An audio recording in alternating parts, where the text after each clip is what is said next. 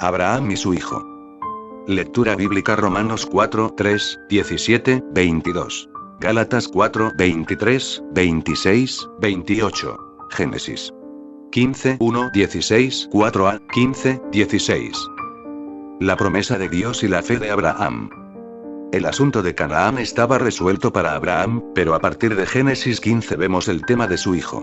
Esto no quiere decir que desde allí Canaán no tenga importancia. Simplemente significa que el centro ya no es Canaán, sino la simiente.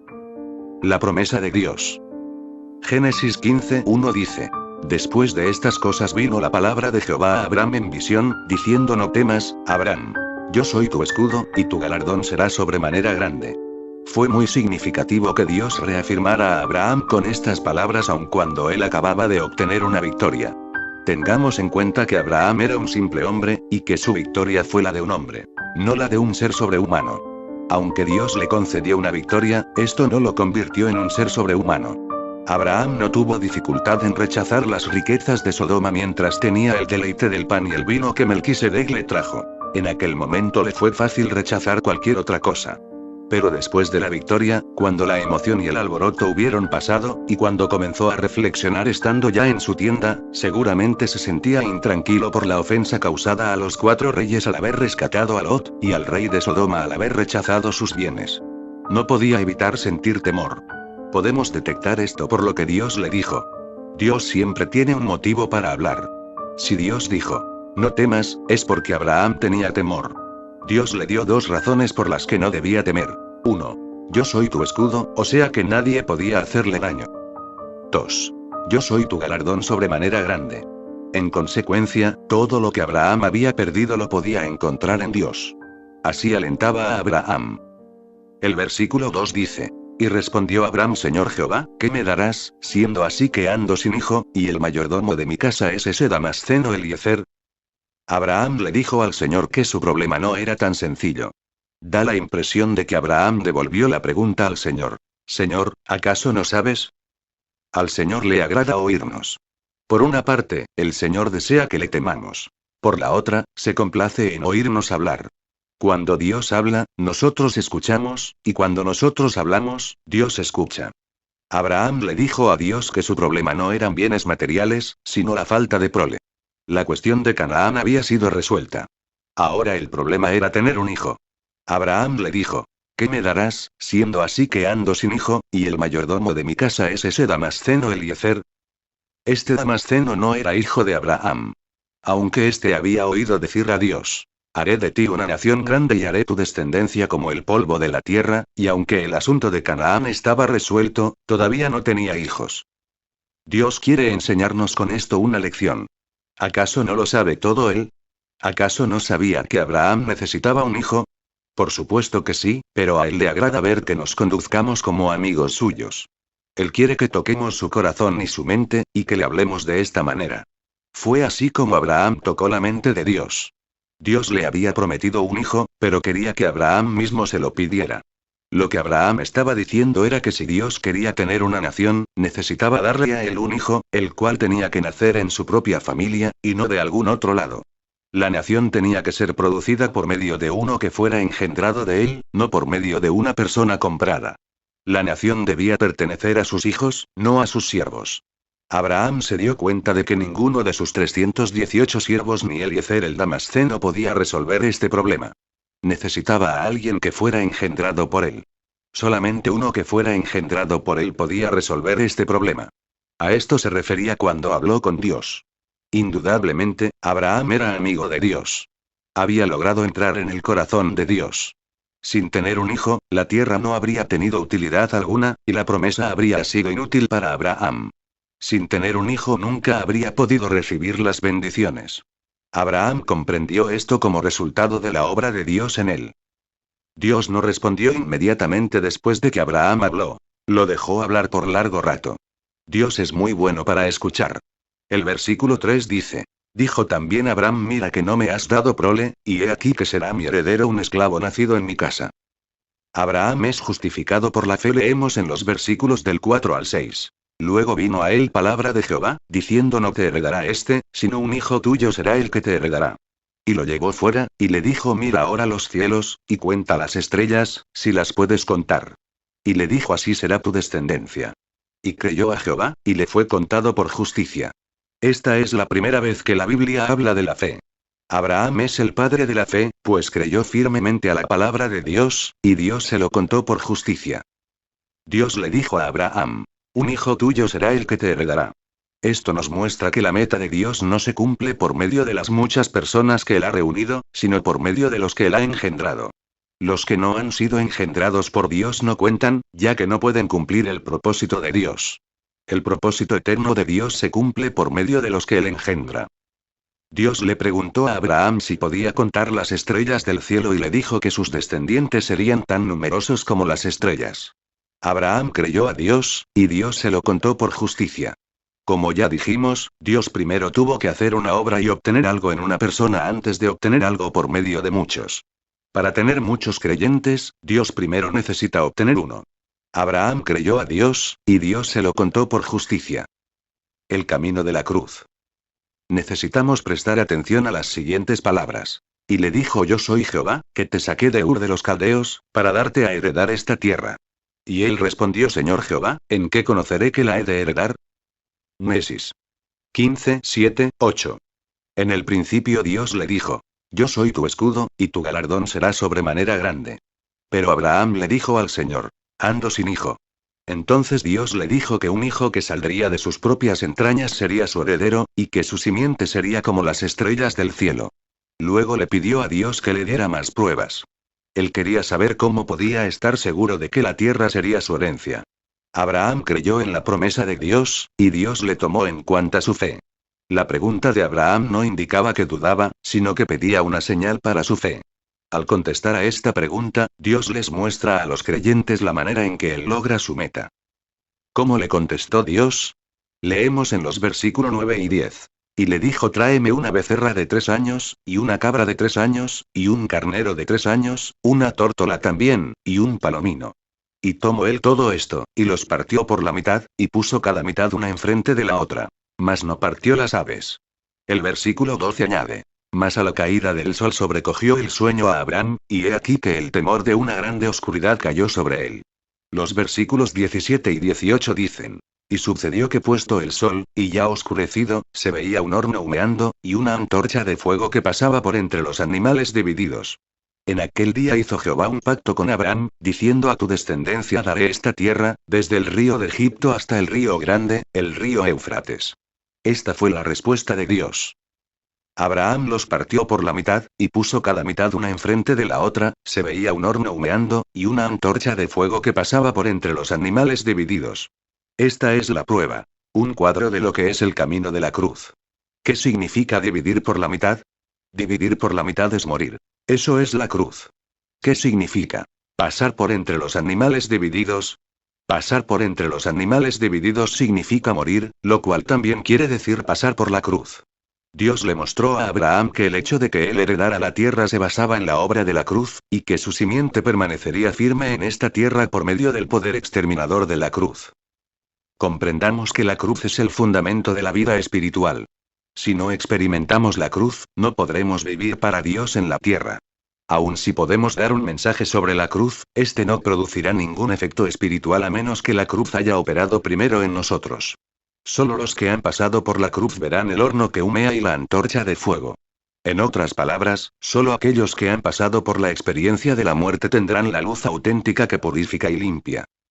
El problema de muchos es que al descubrir que tienen un poco de poder o algún logro en la obra, creen que por eso son útiles para Dios. En realidad, ese no es el caso. Todo depende de la clase de material que uno traiga a la obra del Señor. Si uno introduce en la obra algo de uno mismo, ya ha fracasado. Este fracaso no se debe a que uno no pueda hablar, no tenga el suficiente poder o no conozca bien las escrituras, sino a que uno no es la debida persona, ya que la cruz no ha operado en uno. Entendamos claramente que solo los que han pasado por la cruz heredarán la tierra. Necesitamos la obra purificadora. Cuán difícil es ser puros en la obra del Señor. ¿Qué significa ser puro? Ser puro significa no tener mezcla. En la obra que realizamos para el Señor, cuán fácil es decir una palabra en el espíritu y la siguiente en la carne. Proferir una palabra por el Señor y otra por nosotros mismos. Esto es una mezcla y es algo impuro.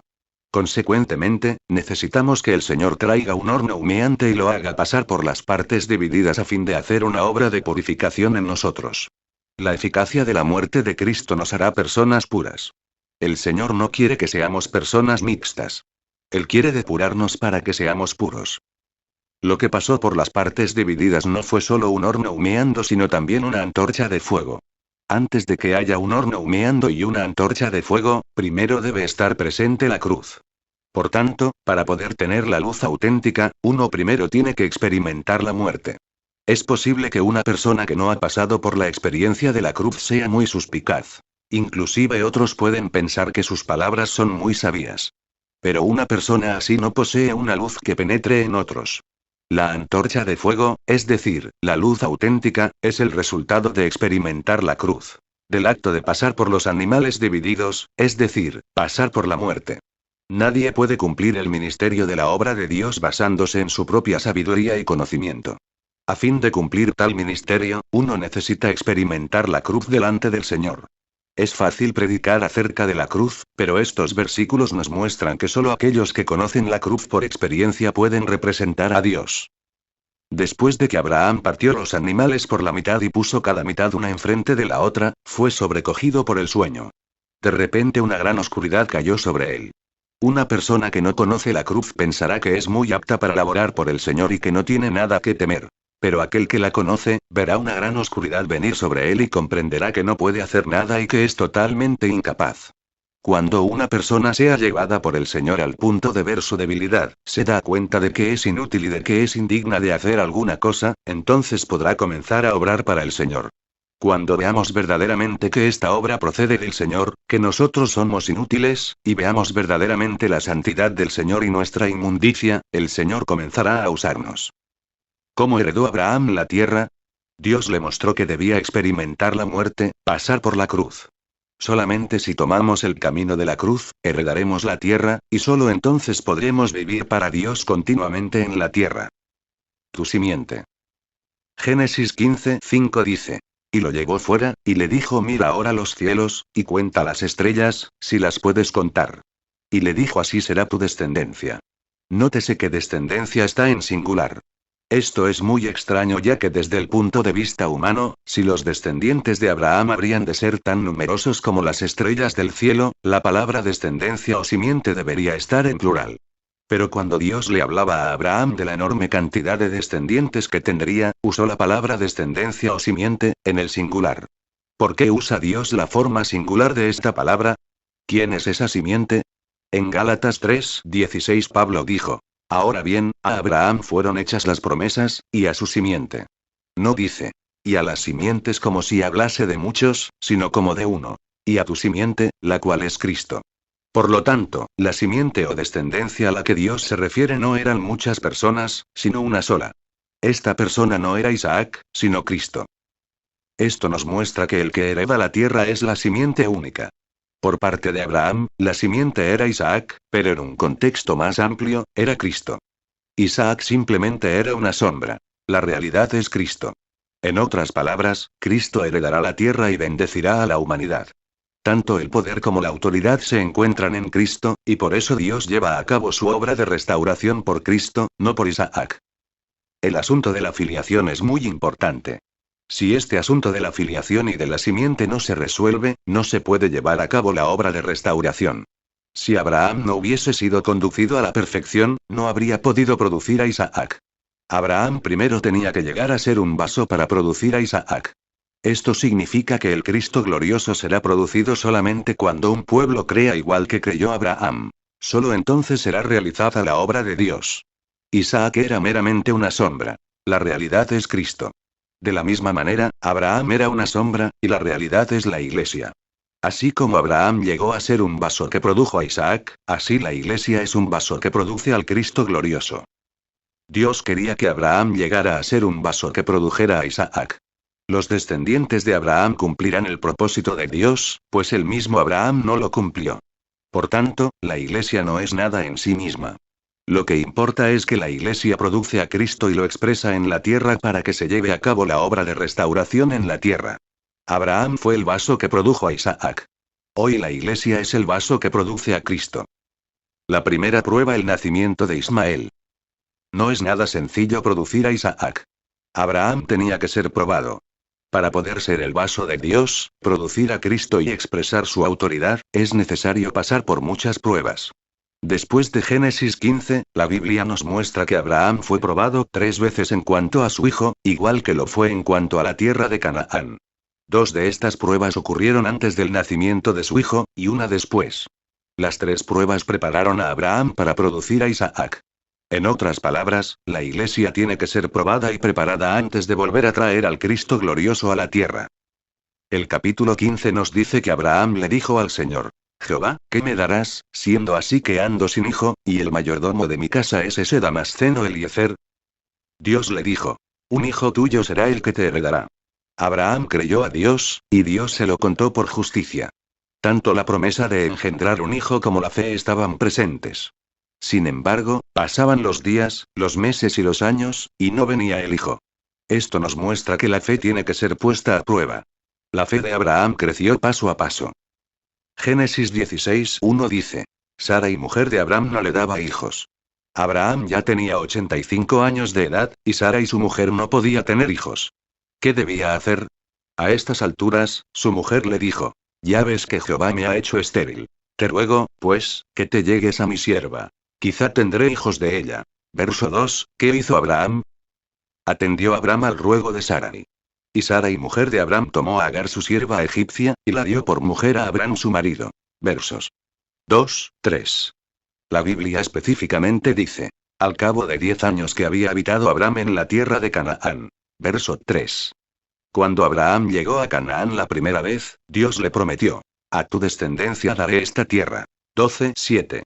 Justo antes de que acontecieran estas cosas, Dios le volvió a prometer: un hijo tuyo será el que te heredará.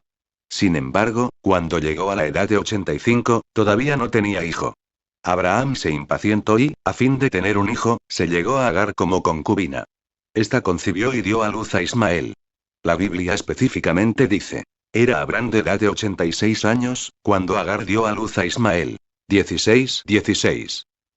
Este es un asunto muy importante.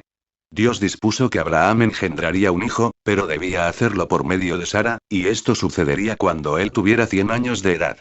Sin embargo, Abraham acortó el tiempo 14 años al usar su propio esfuerzo.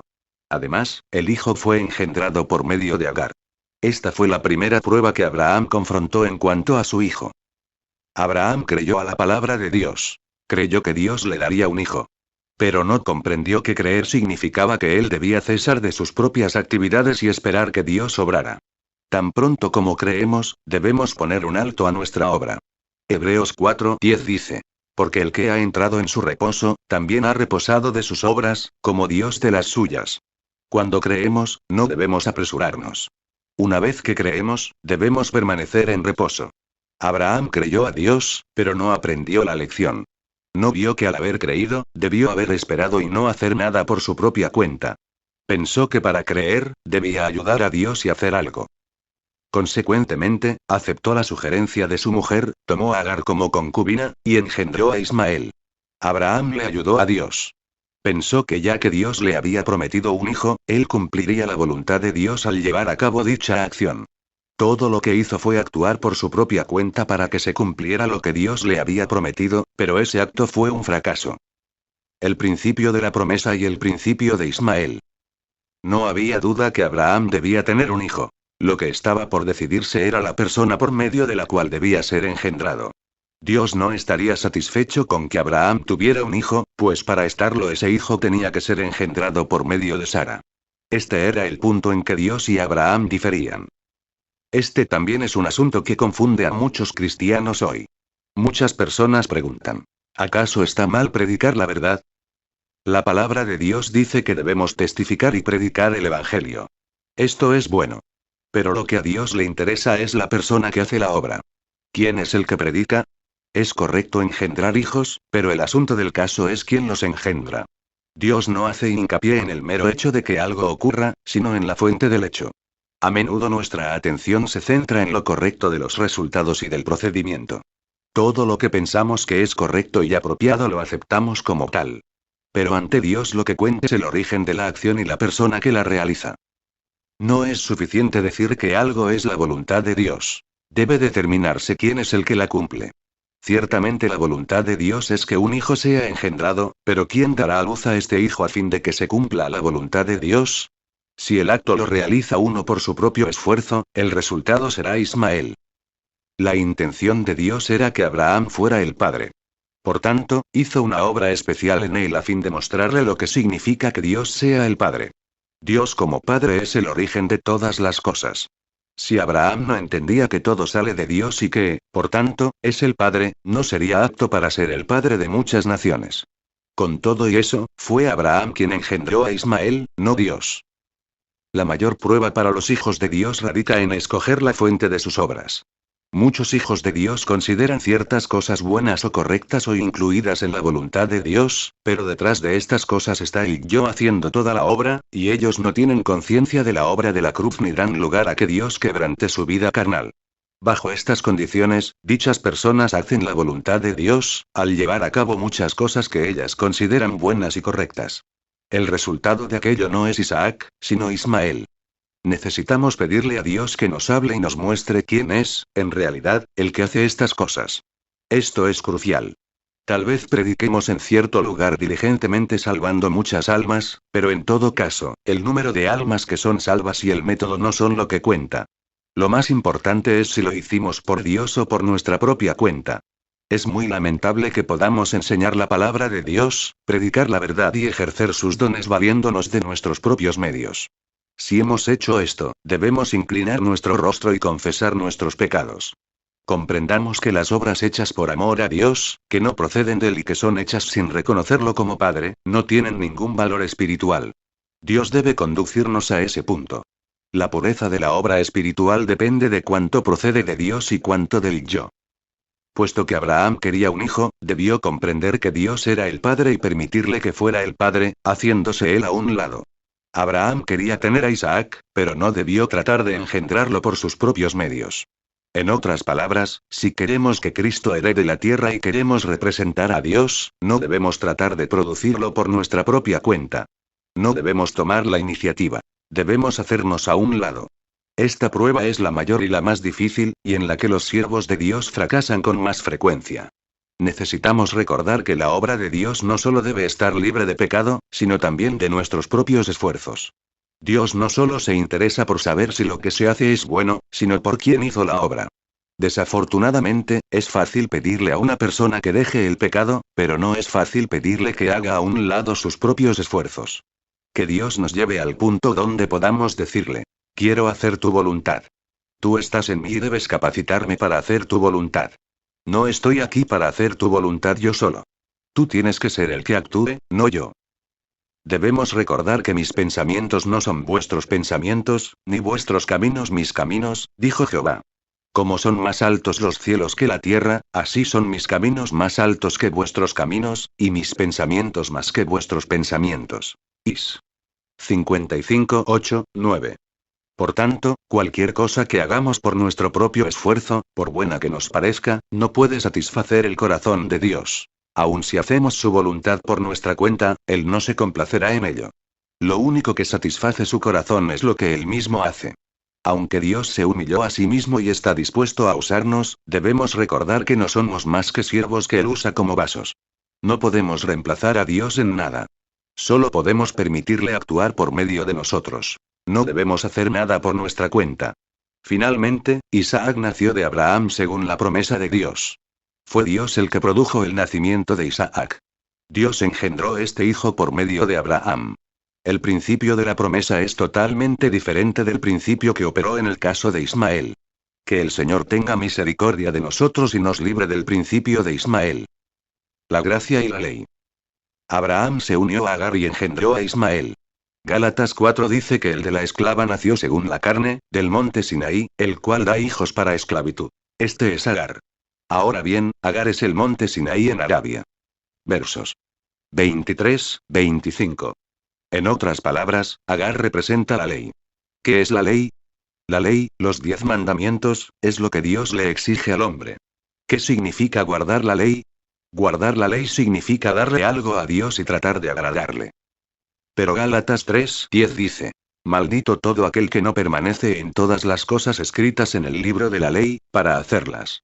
En otras palabras, los que dicen: voy a agradar a Dios son anatema. ¿Por qué están bajo maldición? Porque el hombre no puede agradar a Dios por su propio esfuerzo, ya que no es apto para agradar a Dios. 8:7-8. En la Biblia la ley y la carne se mencionan frecuentemente unidas. El capítulo 7 de Romanos habla de la ley y de la carne de manera particular. ¿Qué es la carne? En términos sencillos, es el esfuerzo propio, el yo. Cada vez que tratamos de observar la ley, nos ponemos en la carne. Cada vez que el hombre intenta agradar a Dios por su propio esfuerzo, se presenta la ley. Una persona que trata de agradar a Dios con su fuerza carnal es una persona en la cual Dios no se complace. Esto es lo que representan Agar e Ismael. Agar representa la ley, mientras que Ismael representa la carne que resulta de este esfuerzo. Abraham era un creyente. Él intentó agradar a Dios y cumplir su meta. Dios quería que él tuviera un hijo, y Abraham intentó tenerlo por su propia cuenta. ¿Acaso no concordaba aquello con la voluntad de Dios? ¿No lo hizo acaso para agradar a Dios? ¿Podía esto estar mal? No obstante, Pablo dice: el de la esclava nació según la carne. Es cierto que la voluntad de Dios debe hacerse, pero lo importante es quién debe hacerla. Si intentamos hacer la voluntad de Dios por nuestros propios medios, el resultado es Ismael. Abraham se equivocó, no en cuanto a su meta sino en cuanto a su origen. Su meta era ver que se cumpliera la promesa de Dios, pero se equivocó al cumplirla por su propio esfuerzo. Ahora entendemos con claridad. Dios no solo rechazará a los que hacen cosas que no le agradan, sino que también rechazará a los que hacen cosas que le agradan, pero que son hechas en conformidad consigo mismos. Si pecamos, no agradaremos a Dios, pero tampoco le agradaremos si procuramos hacer el bien con nuestra carne. Complacer a Dios depende de la obra que haya realizado la cruz de quebrantar la carne y la vida natural. Le hemos dicho a Dios: no puedo hacer nada y no soy apto para hacer cosa alguna. Solo puedo esperar en ti. Una persona que verdaderamente cree en Dios no actúa según su carne. Dios es el Señor de la obra. Lo que más le ofende es que usurpemos su lugar en la obra. Es aquí donde yace frecuentemente nuestro error. No podemos creer ni confiar ni esperar. No nos atrevemos a encomendárselo todo a Dios. Aquí radican las ofensas que cometemos contra Dios. Dios determinó que Abraham engendraría un hijo por medio de Sara. Gálatas 4:23 nos dice que el de la libre, nació por medio de la promesa. Sara era la libre y representa la gracia, mientras que Agar representa la ley. ¿Cuál es la diferencia entre la ley y la gracia? La ley significa que hacemos las cosas por nuestros propios medios, mientras que la gracia significa que es Dios quien obra por nosotros, que lo hace todo por nosotros. Si nosotros hacemos algo, ya no es la gracia la que actúa. Solo cuando Dios obra en nuestro lugar, podemos considerar aquello como gracia. La gracia, según la define la Biblia, no consiste en ser pacientes o tolerantes, ni tampoco es hacer algo por nosotros mismos. La gracia es algo específico que Dios hace en nosotros. La obra específica que Dios quería hacer en Abraham era engendrar a Isaac por medio de Sara. Isaac tenía que ser engendrado por Abraham, pero esto debía producirse por medio de la gracia y de la promesa de Dios. Si no hay muerte, no puede haber vida. Génesis 16 dice que Abraham engendró a Ismael cuando tenía 86 años de edad. Para ese entonces todavía tenía su energía carnal y su fuerza natural. Es por esto que Gálatas 4 dice que Ismael nació de la carne. Génesis 21 nos dice que cuando Abraham engendró a Isaac, ya tenía 100 años de edad. Verso 5. Romanos 4 nos dice que siendo de casi 100 años, Abraham consideró su propio cuerpo como ya muerto y vio lo muerta que estaba la matriz de Sara. Versos 19. En otras palabras, su energía carnal y su fuerza natural habían llegado a su fin. Abraham ya no podía tener hijos, y Sara tampoco. Dios escogió este momento para que naciera Isaac. Esto significa que Dios quería que Abraham se considerara muerto, para que así confiara en el Dios que da vida a los muertos y llama las cosas que no son como si fuesen. La intención de Dios era que Abraham se diera cuenta de que él no era el padre. Lo interesante era que Dios quería que Abraham fuera padre y que, al mismo tiempo, viera que en realidad él no era el padre. Dios esperó hasta que toda la energía natural de Abraham se hubo agotado antes de darle a Isaac. Esta es la obra que Dios quiere hacer en nosotros. Él siempre espera. Aunque sean necesarios 14 años, seguirá esperando. Él espera el día cuando entendamos que somos incapaces en nosotros mismos y nos consideremos muertos. Entonces engendraremos a Isaac. Él no puede usarnos hoy porque nuestro tiempo no ha llegado. Dios no solo desea que se cumpla su voluntad, sino también que dicho cumplimiento proceda de Él. Si solamente tenemos doctrinas y conocimiento y no hemos sido conducidos al punto de decir, estoy acabado, estoy muerto, no puedo hacer nada por mi propia cuenta, entonces Dios no podrá usarnos ni cumplir su meta. El tiempo es un factor muy importante en el engendramiento de Isaac. De hecho, solo cuando tengamos 100 años el Señor podrá usarnos, y nosotros podremos manifestar a Cristo y mantener el testimonio de Dios en la tierra. Ese es el momento cuando todo lo de nosotros llega a su fin. Antes de ese día, toda obra que hagamos por nuestra propia cuenta es Ismael. El asunto ahora es si queremos un Ismael o un Isaac. Es fácil engendrar a Ismael. Si somos como Agar, podemos engendrar a Ismael en cualquier momento, pues es fácil hacer obras por medio de ella y no es necesario esperar. Pero si queremos ser como Sara, tendremos que esperar. Para engendrar a Ismael, no es necesario esperar, pero el caso con Isaac no es el mismo ya que tenemos que esperar la promesa de Dios, su tiempo designado y su acción. Aquellos que no pueden esperar que Dios obre ni le permiten hacerlo, alargan sus propias manos para obtener a Ismael.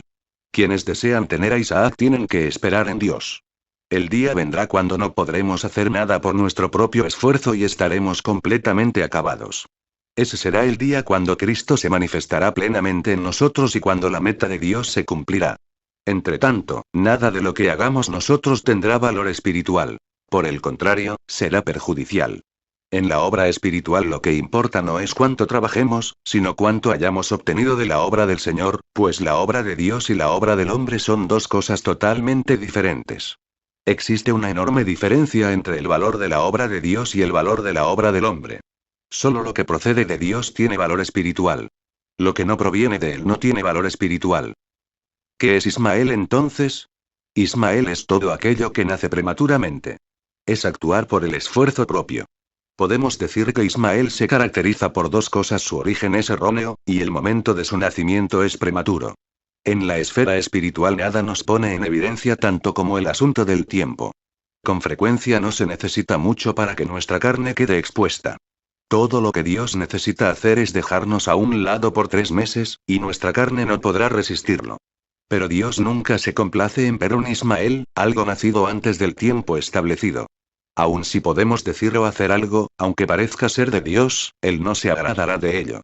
La meta de Dios tiene que realizarse en el momento que Él lo dispuso y por su poder. Este es el principio relacionado con Isaac, viene en el tiempo de Dios y por su poder.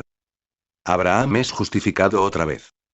Romanos 4, 19, 22 dice: y no se debilitó en su fe, aunque consideró su propio cuerpo, ya muerto, siendo de casi 100 años, y lo muerta que estaba la matriz de Sara. Tampoco dudó, por incredulidad, de la promesa de Dios, sino que se fortaleció en fe, dando gloria a Dios, plenamente convencido de que era también poderoso para hacer todo lo que había prometido. Por lo cual también su fe le fue contada por justicia.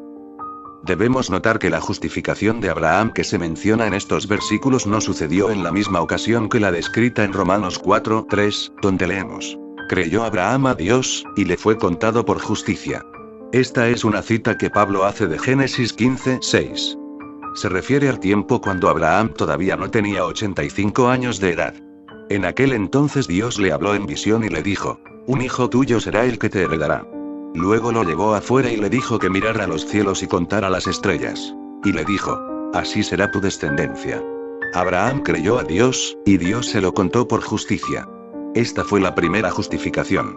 Aunque Abraham creyó, su fe no era perfecta, ya que más tarde engendró a Ismael valiéndose de su propia carne. La expresión le fue contado por justicia que consta en Romanos 4, 22 se refiere al incidente de Génesis 17. En aquel entonces Abraham tenía 99 años de edad. Aunque consideró su propio cuerpo como muerto y sabía cuán muerta estaba la matriz de Sara, no dudó. Él creyó incondicionalmente que Dios cumpliría lo que había prometido. Esto le fue contado por justicia. Por tanto, esta fue otra justificación por fe. Pese a que transcurrieron más de 10 años, Dios seguía enseñándole a Abraham la misma lección, la lección de la fe. Al comienzo, su fe contenía algo de sí mismo. Después de los años, había perdido por completo la esperanza en sí mismo, pero todavía podía creer. Dios lo contó como justo basándose en la fe de él. Dios lo había llevado al punto donde creyó verdaderamente. Este fue el resultado de la obra que Dios hizo en él. Esto nos muestra que las cosas no dependen del que quiere ni del que corre, sino de Dios que tiene misericordia. 9:16. Él es el que inicia la obra, y el que la lleva a cabo. Que el Señor tenga misericordia de nosotros y nos ayude a aprender la lección de la fe para que podamos esperar solo en Él. Amén.